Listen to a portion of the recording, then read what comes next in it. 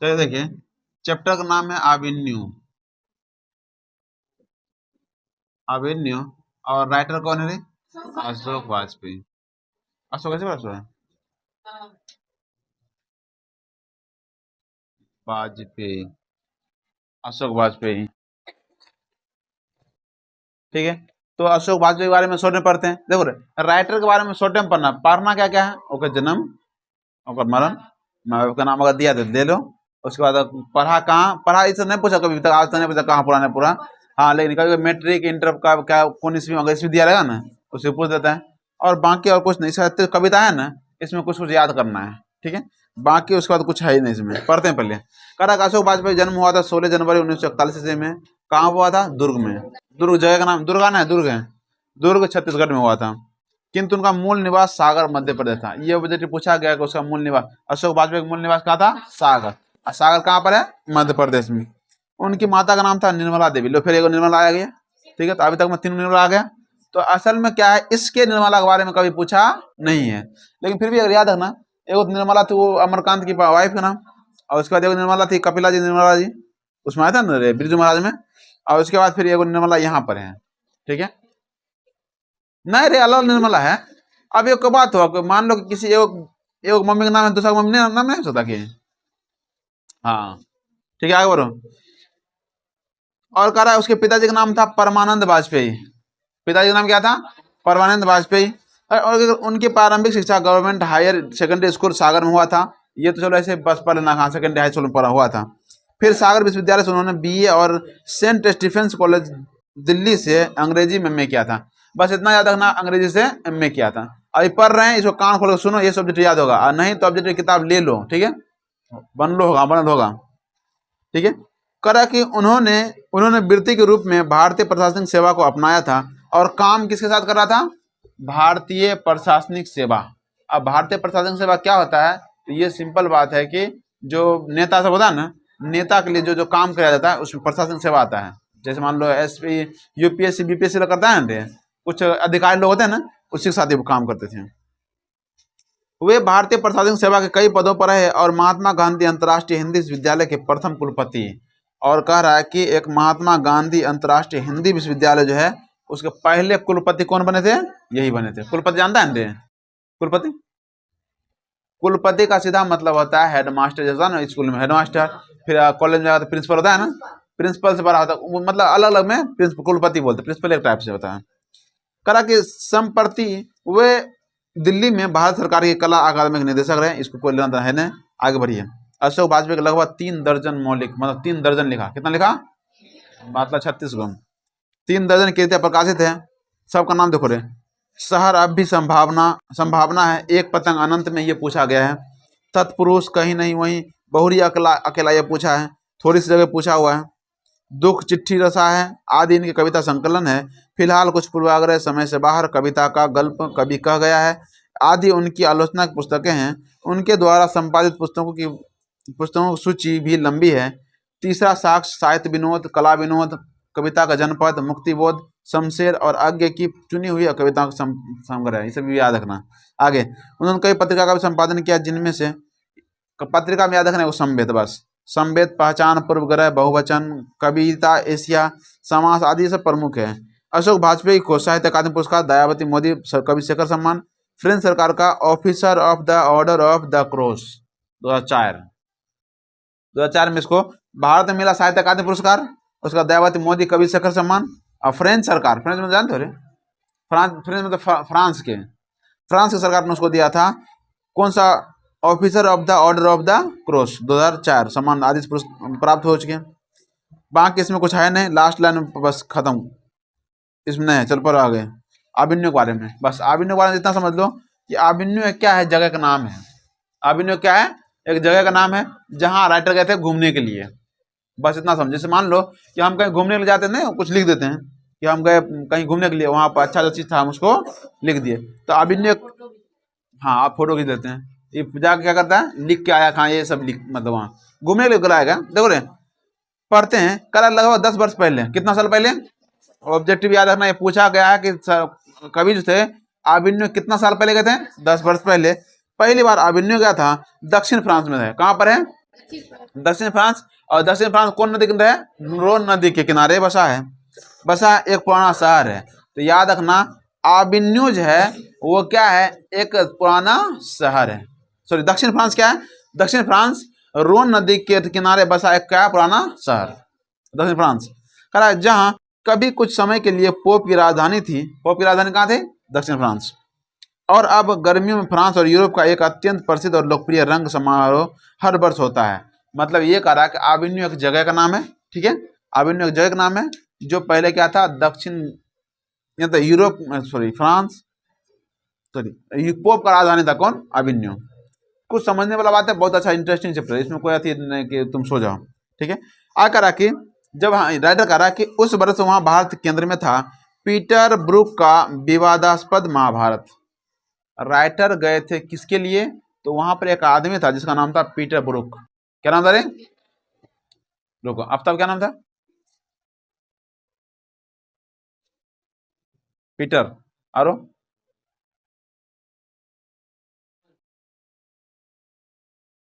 इतने में हमारा बन तो रहा, हमें शांति जग मार लेंगे, बैठ, ठीक है। तो उसका नाम क्या था रे? Peter Brook. Peter Brook. और पीटर ब्रुक क्या कहते हैं? जैसे महाभारत लिखे थे।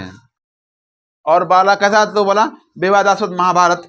और जैसे लिखे तो इस राइटर को बुलाया कि आप जैसे मान लो देखो, जब भी कुछ चीज़ हम बनाते हैं ना, उसका जब हम ऑक्शन करते हैं, मान लो कि हम जब उसको प्रकाशन करते हैं ना, तो बहुत सारे आदमी बुलाते हैं। जैसे मान लो तुम अपना घर बनाया और घर वास करता है ना, क्या करते सब आदमी बुलाता, आइए खाइए पीजिए जाइए, लेकिन बुलाते नहीं बुलाते हैं? तो गरीब आदमी क्या कर सकता है बताओ ठीक है, लेकिन जो भी हो, लेकिन कोई आदमी क्या करता है? बुलाता है। अब बुलाया, बुलाता तो इसको महाभारत जब लिखा था उसको बुलाया सब आदमी, इसको राइटर को भी पहले पहल प्रस्तुत किया जाने वाला था और उन्होंने मुझे निमंत्रण भेजा था। ये खुद बोला हमको निमंत्रण भेजे थे। पत्थरों के एक खदान में अभिनयों के कुछ किलोमीटर दूर वह भव्य प्रस्तुति थी। कह रहा सच्चे अर्थों में महाकाव्यात्मक। मतलब कह रहा है कि वहां पर इतना बड़ा आयोजन था, सच में लगा बहुत बड़ा, एकदम महाकाव्यात्मक था। कह रहा कुछ दिनों और ठहरा रहा था। कुमार गंधर्व आए थे और उन्होंने एक आग आर्कबिशप के पुराने आवास के पुराने बड़े से आंगन में गाया था। मतलब कह रहा वहां पे एक राइटर आए थे और गायकार आए थे। उस गायकार का नाम क्या था? कुमार गंधर्व। क्या नाम था रे? कुमार गंधर्व। कह रहा कि एक बंदिश भी याद है, द्रुम द्रुम लता लता। मतलब कह रहा कि एक बंदिश, मतलब कुछ लिखे हुआ बंदिश लिखा हुआ था। कह रहा इस समारोह के दौरान वहाँ के अनेक चर्च और पुराने संस्थान रंग स्थलियों में बदल जाते हैं। मतलब कह रहा है कि जब ये समारोह हुआ था तो जो चर्च था, चर्च जानते हो? चर्च किसको कहते हैं? ईसाई लोग जो धर्मस्थल से, हाँ ठीक है, चर्च जो होता है ईसाई का धर्मस्थल होता है। जैसे मंदिर होता है हिंदू के लिए, मस्जिद होता है मुस्लिम के लिए, चर्च होता है ईसाइयों के लिए। आय करा कि रोन नदी के दूसरी ओर आविन्यो का एक दूसरा हिस्सा है। रोन नदी के दूसरी ओर क्या है? आविन्यो का एक दूसरा हिस्सा है जो लगभग स्वतंत्र है। नाम है विल्नब ला आविन्यो। ऑब्जेक्टिव याद रखना कि अविन्यो को दूसरा एक गांव है जिसका नाम क्या है? विल्नब ला आविन्यो। क्या नाम बोलो तो? विल्नब ला आविन्यो। देखो विल्नब ला आविन्यो बोल रहा है, लिखा ठीक है।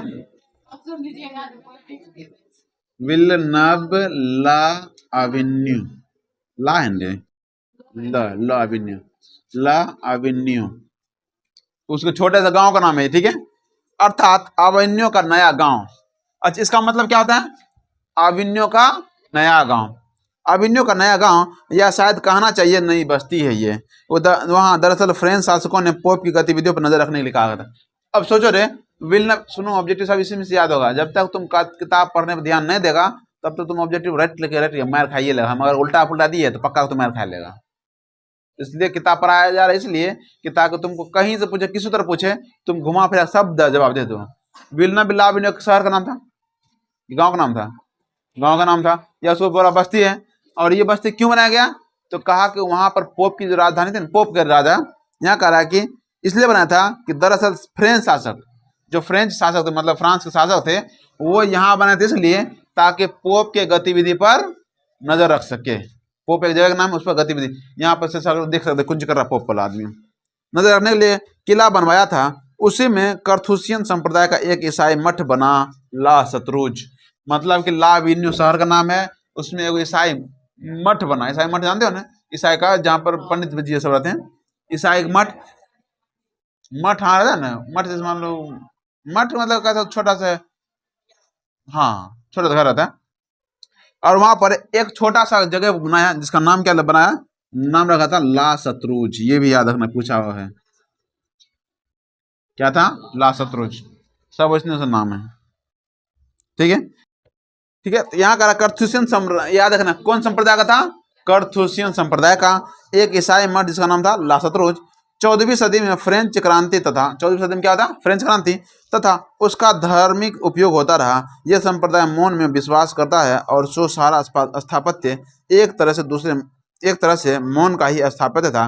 क्रांति होने पर इस स्थान और उसकी अस्थायी इमारतों पर साधारण लोगों ने कब्जा कर लिया और वे इसमें रहने लग गए। मतलब करा जब क्रांति उन्नति हुआ नहीं होता है, युद्ध होता है तो घर छोड़ता नहीं है क्या, तो घर छोड़ने के बाद इस पर आदमी कब्जा कर लिया और यहीं पर आदमी रहने लगे।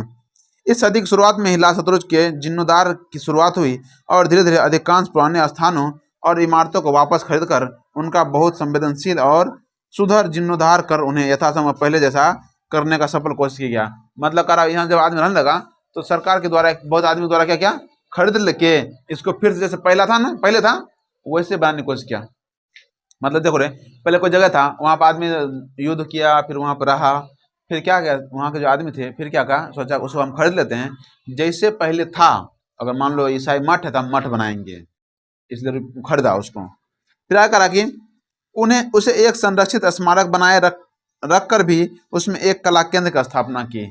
और ये लास्ट शत्रुज में क्या क्या कला केंद्र का स्थापना है। कला केंद्र जानते हो, कला केंद्र जहाँ पर डांस मतलब प्रोग्राम हो सकता है, कला की जगह। आगे, हाँ, यह केंद्र इन दोनों रंगमंच और लेखन से जुड़ा हुआ है। रंगकर्मी, रंग संगीतकार, अभिनेता, नाटककार आदि वहां आते हैं और पुराने ईसाई संतों के चैम्बर्स में कुछ अवधि के लिए रहकर सारा समय अपना रचनात्मक काम करने में बिताते हैं। और कहा जहाँ पर पहले पहले वो आदमी रहते थे ना, चैम्बर मतलब होता है घर, थोड़ा सा रूम, एक रूम में रह करके यहाँ पर जो जिस मान लो आदमी भारत से गए थे, अशोक वाजपेयी कहाँ से गए थे, भारत से गए, तो कहाँ रहेगा, उसी में रहेगा। तो वो बोला हमको भी उसी में रखा गया और उसमें रह के क्या करेगा। अब बता रहे, पहले जमाने में मोबाइल नहीं है जाकर बैठ के रील देख रहे हैं, मतलब उस जमाने में रील होगा क्या, रील नहीं चलता होगा, जब बैठ के रील देखेगा। तो बेचारा क्या करता था, तो बेचारा बैठ के वहाँ पर लिखता था कि हम क्या क्या देखे हैं, कुछ कविता ध्यान लगाता था। लिखने वाला राइटर का काम क्या है, बैठ के लिखना खूब अच्छे से, वही लिख रहा था। करा दो दो कमरों के चैम्बर सुसज्जित हैं, उनमें फर्नीचर 14वीं सदी जैसा है पर सर्वथा आधुनिक रसोई घर है और नहान घर है। मतलब अगर फर्नीचर जो था वहाँ पर पलंग वलंग लगा हुआ था, बहुत पुराना था, लेकिन वहाँ का नहान घर और रसोई घर, मतलब स्नान जब नहाते हैं, और रसोई घर वो सब नया जमाना का था बस। एक आधुनिक संगीत व्यवस्था भी है। चैम्बरों के मुख्य द्वार कब्रगाह के चारों ओर बने गलियारों से खुलते हैं। मतलब कह रहा है कि तुम जहां पर खोलोगे, अगर चैम्बर खोलेगा ना, आगे में कब्र है। क्योंकि देखो ईसाई सब जलाते नहीं हैं, ईसाई सब जलाते हैं क्या, तुमको पता हो ना। ईसाई सब क्या करते हैं कि आदमी अगर मरता है तो उसको ऐसे नहा धोया जाता है, और एक तरह का ऐसा होता है, ऐसा रहता है ताबूत, इसको कहते हैं। इस ताबूत आता है ना, ताबूत आता है और इस ताबूत में बंद करके कील ठोक दिया जाता है, और कील ठोक करके उसको फिर से मिट्टी के अंदर दफना दिया जाता है, कोई दफना देते हैं। ठीक है ना, इसको मम्मी नहीं बोलते हैं, मम्मी उसको बोलते हैं जैसे मान लो क्या मरा, लेकिन उसको हम दफनाए नहीं, उसको क्या किए किसी केमिकल के द्वारा उसमें कपड़ा वपड़ा लपेट रख देते हैं ना, ऐसे ऐसे रख लेते हैं, उसको मम्मी बोलते हैं। ठीक है, ये ताबूत में उसको बंद कर बस उसे बोलते ये करा कब्र के जैसा। तो बोला जहां पर गेट खोलते थे ना, गेट के सामने क्या था, कब्र था। रात में रहो वहां पर कब्रिस्तान में, आता रहे उसको फालतू में। हाँ, आगे करे तो आगे करा कि किधर गए, हाँ, चैम्बरों के मुख्य द्वार कब्रगाह के चारों ओर बने गलियारों से खुलते थे, पर पीछे आंगन भी है और पिछवाड़े से एक दरवाजा भी है। मतलब कह रहा कि आंगन भी था और दरवाजा भी था। सप्ताह के 5 दिनों में शाम में सबको एक स्थान पर रात को भोजन करने की सुविधा है। मतलब कह रहा कि सप्ताह में 5 दिन में, कितना दिन, 5 दिन, सप्ताह में कितने दिन होते रहे, 7 दिन। तो बोला 7 दिन में 5 दिन ऐसा था कि आप सभी को खाना मिलेगा, आप सब बैठ के आइए, एक जगह बैठ के खाएंगे, लेकिन 2 दिन अपना जहाँ खाना खाइए। बाकी हर दिन का नाश्ता और दोपहर का भोजन अपनी सुविधा से, मतलब बाकी जो हर दिन का है नाश्ता और दोपहर का खाना अपना मन से खाइए, लेकिन रात में खाना मिलेगा आपको। आगे, जहाँ चाहे वहाँ अपने अपने ही चैम्बर में खुद बनाकर या दिन में औसतन 50 सैलानी यह जगह देखने आते थे। मतलब कह रहा कि बहुत सारे आदमी, लगभग 50 से भी ज्यादा आदमी यहाँ पर इस जगह को देखने आते थे। मतलब देखने वाला चीज होगा तो हम देखने आ रहे हैं। कह रहा कि अन्यथा अन्यथा बेहद शांत और नीरव स्थान है। मतलब कह रहा कि दिन में तो आदमी आते थे घूमने के लिए तो थोड़ा सा लगता था अच्छा, लेकिन नहीं तो रात में मतलब नीरस लगता था मतलब एकदम शांत सा, कुछ भी ना, हल्ला गुल्ला भी नहीं होता था। आगे, अब कह रहा कि विलनब्बे, यही है ना विलनब्बे रे। कह रहा कि विलनब्बे एक छोटा सा गांव है। विलनब्बे क्या है? एक छोटा सा गांव है, जहाँ एक पुस्तकों पत्रिका की दुकान, एक डिपार्टमेंटल स्टोर, एक कब्रगाह, कई रेस्तोरों और बार आदि है। इस गांव में क्या क्या चीजें वो बताया है। कह रहा कि पुस्तक पत्रिका की दुकान यहाँ पर है, एक डिपार्टमेंटल स्टोर है, डिपार्टमेंटल मतलब तुमको जो जो काम चाहिए डिपार्टमेंट वाला, मतलब कि सरकारी, वो मिल जाएगा, और एक कब्रगाह है इस गांव में, और एक छोटा सा कई रेस्तोरेंट हैं। रेस्तोरेंट मतलब होटल होता है, रेस्टोरेंट पढ़े हो? रेस्टोरेंट जानते हो? और रेस्टोरेंट नहीं जाते, जहाँ पर खाना भी मिलता है और रहने का भी सुविधा रहता है। तो वही कह रहा है, बहुत सारे रेस्टोरेंट और बार है। बार की सूरत पता है? बार कहते हैं जहाँ पर डांस किया जाता है, आदमी जाके वहाँ क्या करेगा? डांस करेगा। आविन्यों और आसपास के अन्य शहरों कस्बों से बस बस व्यवस्था सुलभ है। मतलब कह रहा है कि वहां पर क्या है कि कुछ दूर से जो आदमी होता है ना, आदमी बस के लिए व्यवस्था क्या है, अच्छा से बनाया गया है। आगे, फ्रेंच सरकार के सौजन्य से ला शत्रुज में रहकर अपना कुछ काम करने का नया न्योता मुझे पिछली गर्मियों में मिला था, तब नहीं जा पाया था। यूं ये अवधि तो 1 महीना की थी, पर इतना समय निकालना कठिन था। कह रहा वहां जाना पड़ता कितना दिन के लिए? बोला पिछली बार बुलाया था ना 1 महीना का था, लेकिन इतना समय कोई निकाल पाता है क्या? कोई बात नहीं, अगर मान लो बैठा रही है तब न रे 1 महीना को निकाल लेंगे, नहीं तो कुछ काम करेंगे तो ऐसे से निकल जाएगा। 1 महीना बहुत टाइम होता है। तुम सब लोग 2 दिन 3 दिन छुट्टी देंगे तो बहुत लग रहा, इतना छुट्टी कैसे देते हैं? ठीक है, वही यहाँ कर लग रहा है। क्या कठिन थी 1 महीना, इतना समय निकालना कठिन था। सो कुछ 19 दिन वहां रहा। कितना दिन रहे थे? राइटर कितना दिन रहे थे रे? 19 दिन। याद रखना कि अशोक वाजपेयी कितना दिन रहे थे? 19 दिन। कब से कब तक? 24 अक्टूबर से 10 नवंबर 1994। कब से कब तक? 24 अक्टूबर से 10 नवंबर 1994 दोपहर तक। ये सब ऑब्जेक्टिव पूछेगा। अच्छा, अपने साथ हिंदी का टाइपराइटर। कर हम अपने साथ लेकर किन चीज? हिंदी का टाइपराइटर। टाइपराइटर जानते हो? टाइप करने के लिए कभी कोर्ट में जाएगा ना, तो कोर्ट में जाकर खटर खटर करते रहता है उसको ठीक है, तो उसमें सब रहता है, अपना मन है, हिंदी इंग्लिश जो भी हो। तो टाइपराइटर आता है क्या? उसमें क्या करते हैं, अगर दाबते हैं ना, अब तो कंप्यूटर का जमाना आ गया, कंप्यूटर में कर लेते हैं, कंप्यूटर में चाहे हिंदी इंग्लिश सब कर लो। लेकिन ऐसे क्या होता है, टाइपराइटर होता है उसमें हिंदी अलग और इंग्लिश के लिए अलग होता है। उसमें बोला आपने साथ कौन सा टाइपराइटर ले गया था? हिंदी वाला। ठीक है, हिंदी टाइपराइटर, और साथ में क्या, 3-4 पुस्तक। कितना पुस्तक ले गए थे? 3-4 पुस्तक, और कुछ संगीत के टेप्स भर ले गए थे। मतलब कह रहा कि कुछ गाना सुन, अब मानने लगा क्या करेगा? गाना सुनेगा। मोबाइल तो नहीं है, जमाना है कि मोबाइल से सुने। 1994 में मोबाइल नहीं किया था। ठीक है, हाँ रेडियो चलता था, रेडियो और टेप राइटर चलता था उसमें। वो नाथी आता था, कैसेट आता था, कैसेट, तो टेप बोला गया इसमें। ठीक है, आया करा कि अच्छा सुन, वो वाला कभी देखा होगा ना, क्या बोलते थे, वैसा आती टेप आता था ना, उसमें से रील निकाल खेलते थे, हम लगाते थे उसमें, चलो आवाज करता था वो। ठीक है, हाँ अरे देखे वाला बात नहीं, तुम सब देखी होगी, अब तो अलग बात है, नहीं देखी तो। देखिए, कुछ संगीत के टेप भर ले गए, सिर्फ अपनों में रहने और लिखने के अलावा पराया कुछ और करने की कोई व्यवस्था होने के जीवन में यह पहला ही अवसर था। मतलब करा वहां जाते थे, बस क्या करते थे, अपने में रहना, किसी से कोई मतलब नहीं। आया करा कि इतने निपट एकांत में रहने का भी कोई अनुभव नहीं था। करा इतना कभी भी एकांत हम नहीं रहे थे। कुल 19 दिनों में 35 कविताएं और 27 गद्य। याद रखना, 19 दिन रहे था, 19 दिन में कितना? 35 कविता। कविता कितना? 35 कविता और 27 गद्य, 27 कहानी लिख दिया था। ठीक है, 35 कविता और 27 गो गद्य। कहानी क्या लिखी? स्टोरी सब अलग होता है ना, पोएट्री पोइम अलग होता है, पोएट्री पोइम होता है। ठीक है, अब देखो रे, यहाँ गद्य का मतलब ये होगा कि उसमें कहानी भी होगा, निबंध भी होगा, सब मिला के। कितना लिखा? 27। याद रखना। करा कि अभिनय फ्रांस का एक प्रमुख कला केंद्र रहा है। अभिन्यु क्या रहा है? कला केंद्र, कला केंद्र रहा है। पिकासो की विख्यात कृति का शीर्षक है ला मजामुदेल दाविन्यो, ये भी याद रखना। पिकासो राइटर है, उस राइटर का एक कविता मतलब कहानी किताब लिखा, उस किताब का नाम क्या था? ला मादामोजेल, ला मादामोजेल द अविन्यू। इंग्लिश में लिखा होगा सब, ये सब इंग्लिश वाला बात है, ठीक है। तब की तो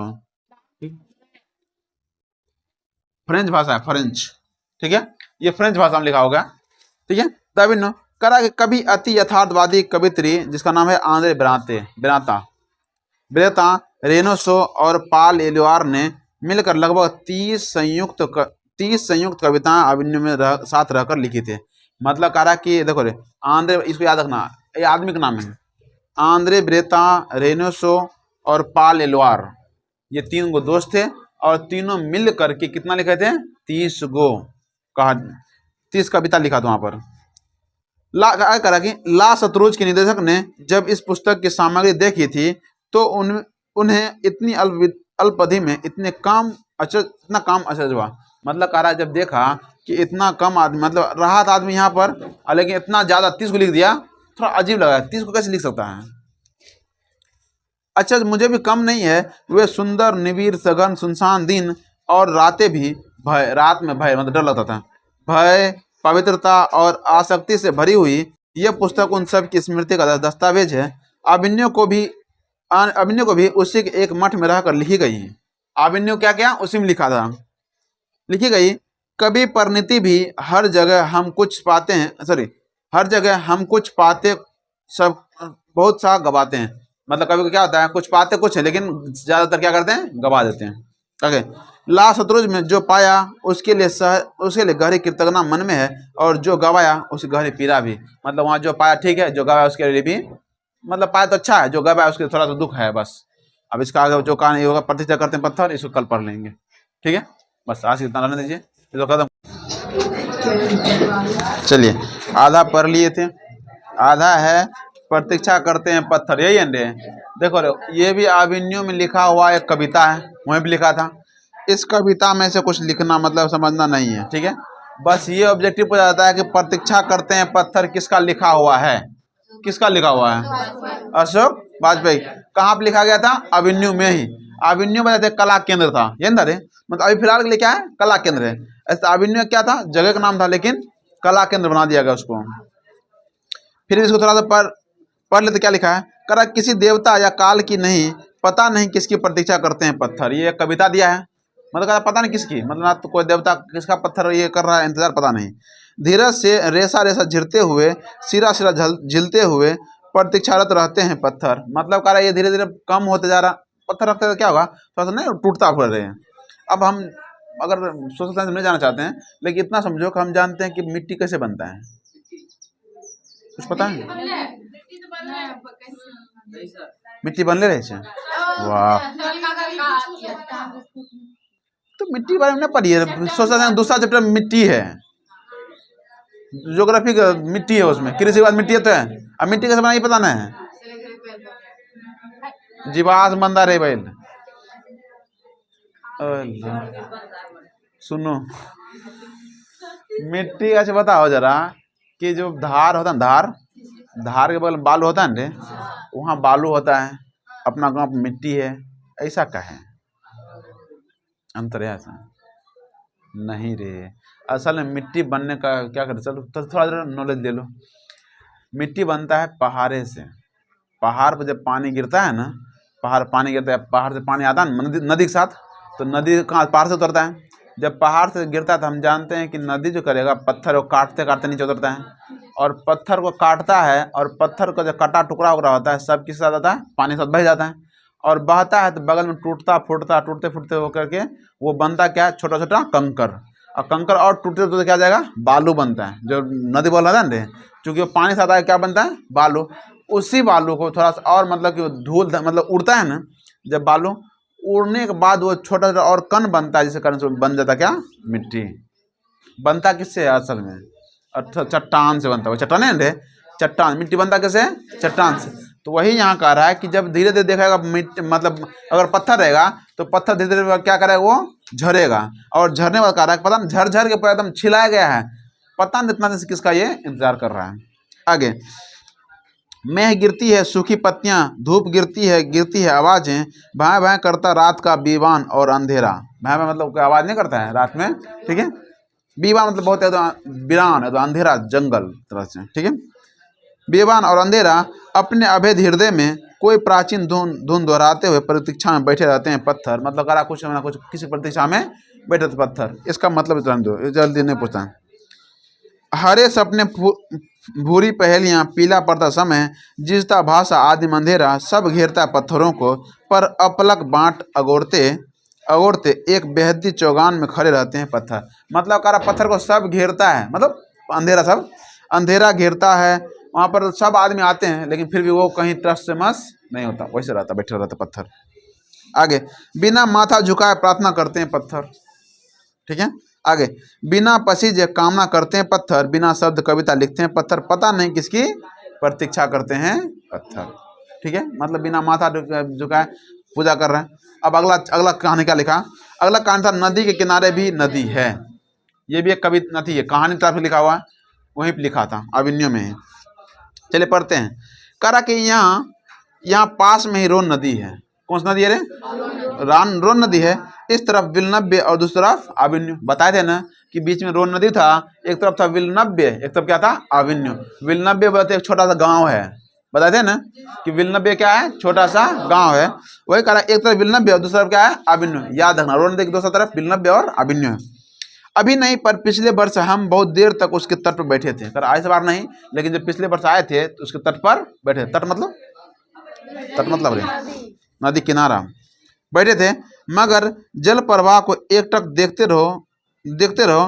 तट पर बैठो तो कई बार लगता है कि जल स्थिर है और तट ही बह रहा है। मतलब ये देखना, कभी कभी ऐसा लगता है कि अगर किसी किनारे पर उतना तो टाइम नहीं मिला होगा, लेकिन फिर भी अगर ये सब सोचने का, फिर भी कभी एकदम मन से बैठना, और यदि रेत बह रहा होगा ना, तुम खाली रेत देखते रहना, रेत देखते रहना। लगेगा कि जैसे मान लो कि रेत देखते लगता है जैसे मतलब रेत नहीं जा रहा, रेत रुकल है, हम ही जा रहे हैं।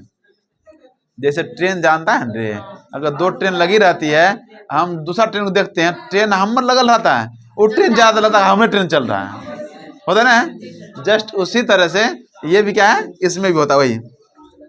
करा कि नदी तट पर बैठना भी नदी के साथ बहना है। मतलब कह रहा है कि नदी के साथ मतलब उसके किनारे बैठना लग रहा है उसके साथ हम क्या करें, बह रहे हैं। अगर कई बार नदी स्थिर होती है, हम तट पर बैठे रहते हैं, नदी के पास होना नदी होना है। विनोद कुमार शुक्ल अपनी एक कविता में नदी चेहरा लोगों, देखो रे एक कविता जिसका नाम क्या था, नदी चेहरा लोगों। ये किसका लिखा हुआ था, विनोद कुमार शुक्ल का। अभी आएगा विनोद कुमार शुक्ल, मछली कविता इसके बाद आएगा, इसके बाद, ठीक है। लोगों से मिलने जाने की बात कहते हैं, शायद सिर्फ नदी किनारे रहने वाले ही नदी चेहरा नहीं हो जाते।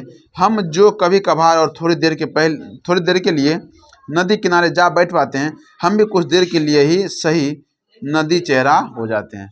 मतलब कह रहा है कि हम तो हमेशा नहीं बैठते हैं, लेकिन जितना देर के लिए बैठते हैं नदी के पास, ऐसा लगता है कि नदी और हम क्या हो गए, एक हो गए।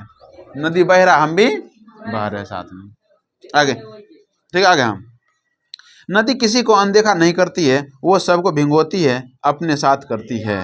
थोड़ी सी देर के लिए भी गए नदी की बिरादरी में शामिल हो जाते हैं। मतलब कह थोड़ा देर के लिए जाओ, लेकिन क्या होता है, नदी के साथ हम भी बहने लगते हैं। आगे, नदी के समान ही कविता सदियों से हमारे साथ रही है। उनमें से ना जाने कहाँ से जल आकर मिलते हैं और विलीन होते रहते हैं। वो सागर में समाहित होती जाती है हर दिन ही, पर उसमें जल का टोटा नहीं पड़ता। मतलब नदी में कभी पानी की कमी नहीं होता है। पता नहीं कहाँ से छोटा छोटा नदी मिलते रहता, सागर मिलते रहता है। कविता में भी ना जाने जहाँ से कैसी बिंब मालाएँ, शब्द भंगिमा, जीवन छवियाँ और प्रतीत आकर मिलती है और तदाकार होती रहती है। मतलब कह रहा कि जब हम मतलब करें, असल में ये कह रहा किस बारे में, लेखनी के बारे में कह रहा। जब हम लिखते हैं कुछ भी चीज़, अरे लिखने वाला तो लिख के चल गया, हम सब पढ़ने में कुछ जाता है क्या, लेकिन जो लिखा होगा वो कितना दिमाग लगाया होगा, कैसे शब्द खोजा होगा, तब जाकर लिखता है। तो ये कह रहा हमारे पास शब्द कहाँ से आ गए, कहाँ से मिल गए, पता नहीं कर सकते। कह रहा जैसे नदी जल रिक्त नहीं होता है, जिस नदी पानी से खाली नहीं रहता, वैसे कविता शब्द रिक्त नहीं होता, वैसे कविता बिना शब्द के नहीं होती। कविता का कुछ न कुछ मतलब होता है। न नदी के किनारे न ही कविता के पास हम तटस्थ रह पाते हैं। अगर हम खुलेपन से गए हैं तो हम उसकी अभिभूति से बच नहीं सकते।